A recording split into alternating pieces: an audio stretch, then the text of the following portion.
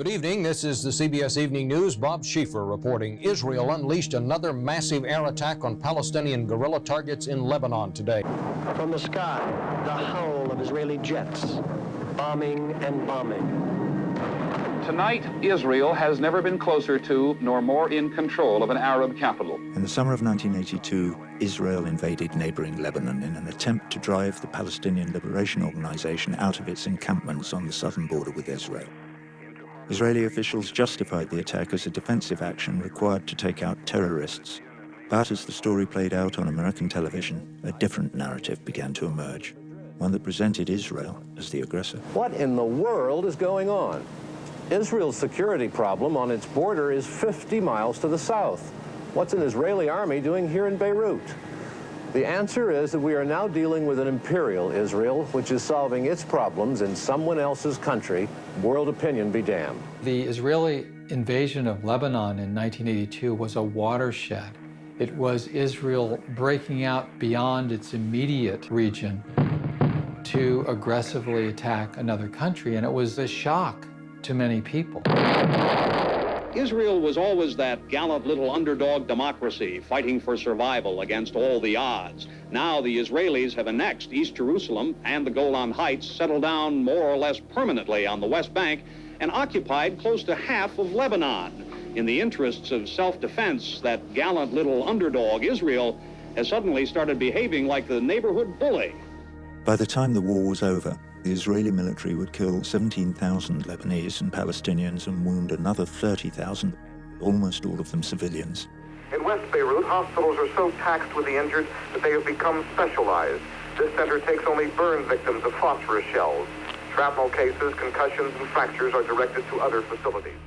And just a few months later, American media coverage would take an even darker turn. There's been another horrendous turn of events in the Middle East. Hundreds of men, women, and children, perhaps as many as 1,000 people in all, have been massacred in 2 Palestinian refugee camps in West Beirut. Israel's Lebanese allies, operating with the consent of the Israeli government, had massacred several thousand Palestinian civilians in the refugee camps of Sabra and Shatila, and American news media had the pictures to prove it. The Israelis permitted an armored column of right-wing Christian gunmen to enter West Beirut late Friday. They took up positions surrounding Shatila refugee camp last night, and this morning they were gone. A bloody massacre which has heightened tensions between the U.S. and Israel. Sabra Shatila was hardly the first massacre committed by Israel against Palestinians and against Arabs.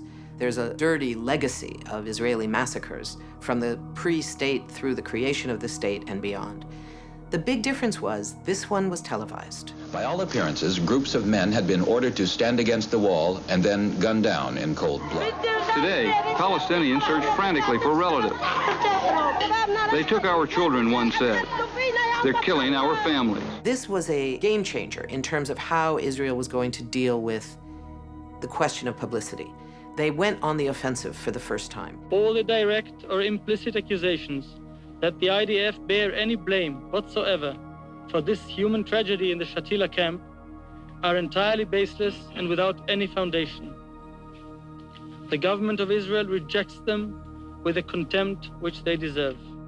It was perhaps the first time they recognized at the highest levels inside Israel how much they needed to do that if they expected to maintain the kind of understood support in the United States. Israel can do no wrong. Israel is always the victim. Israel is the little David against the big bad Goliath. 2 years after the Lebanon invasion, the American Jewish Congress sponsored a conference in Jerusalem to devise a formal public relations strategy known in Hebrew as Hasbara. Participants included PR and advertising executives, media specialists, journalists, and leaders of major Jewish groups.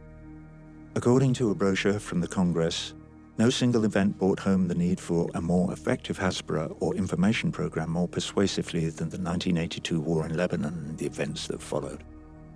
As one conference participant put it, Israel is no longer perceived to be Little David, but Goliath steamrolling across the map. The primary aim of the conference was to develop strategies to spin unpopular Israeli policies and to counter negative press coverage by shaping the media frame in advance. News doesn't just jump into a camera, a conference delegate said. It's directed, it's managed, it's made accessible. Israel-based advertising executive Martin Fenton would put it in even more blunt terms. Propaganda is not a dirty word, he said. Face it, we are in the game of changing people's minds, of making them think differently. To accomplish that, we need propaganda. The conference was chaired by US advertising executive Carl Spielvogel, the legendary ad man who created the highly acclaimed Miller Lite beer ads in the 1970s. The choice of Spielvogel makes perfect sense. He's known as a master of image inversion and rebranding.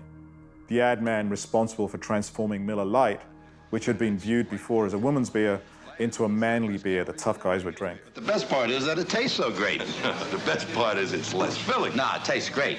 Less filling. His job with Israel would require the same kind of rebranding, only in the opposite direction, to help soften the image of a country that's coming to be seen as a bully. So he recommends creating a cabinet post dedicated exclusively to explaining policy, whose job would not be setting policy, but presenting it in the most attractive way to the rest of the world. Classic PR is to say the problem is not the policy, it's the presentation. When the policies are so reprehensible that many people become critical, rather than acknowledge there's anything wrong with the policy, there's a doubling down on the PR effort. After Lebanon, you start to see the basic Hasbara strategy in action. Images of Palestinians fighting back against Israel's occupation make their way onto American television screens. And the Israeli military crushes this resistance in brutal ways that undercut Israel's image as underdog and victim. Israeli helicopter gunships deliberately fired a missile into a crowd of civilians last night, killing 7 Palestinians and wounding 70 more. Then Israeli officials go into full Hasbara mode and act like the occupation doesn't even exist, framing all Palestinian resistance as terrorism and Israeli aggression as self-defense. We will do whatever it takes to defend ourselves, and defend ourselves we will. That's the basic Hasbara strategy in a nutshell. Even when you're violently crushing resistance to your own brutal occupation, portray Israel as an innocent victim by demonizing Palestinians as nothing but terrorists. The Palestinian terror campaign continues. It only justifies again and again that we, Israel, have to continue and defend ourselves. There have been horrific Palestinian terrorist attacks, and I use that word very specifically to mean what terrorism means, which is attacks on civilians for a political purpose. Anger in Israel today at last night's suicide bomb in Tel Aviv, which killed 4 and wounded around 50. Those are horrific attacks, which should be condemned.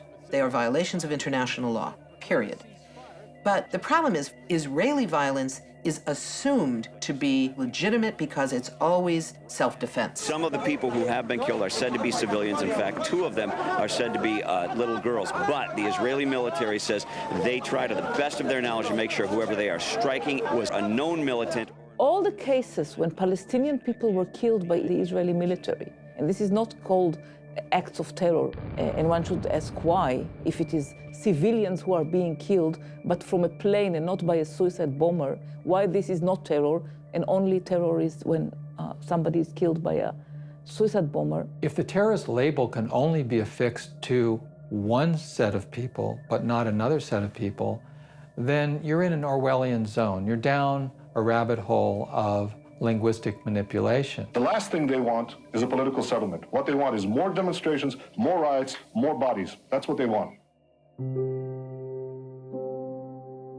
And so this becomes the framing of the situation. Israel is defending itself, which means Israel is not the aggressor here. That doesn't square with the reality on the ground, and we know that. You have a right to defend yourself. You don't have a right to occupy people, deny them their human rights, and then cry foul when they resist. That's not the right to self-defense. That's the right to repression. That's what Israel is asking for here. Let us do away with these dissenters, these Palestinian dissenters, and call it defense.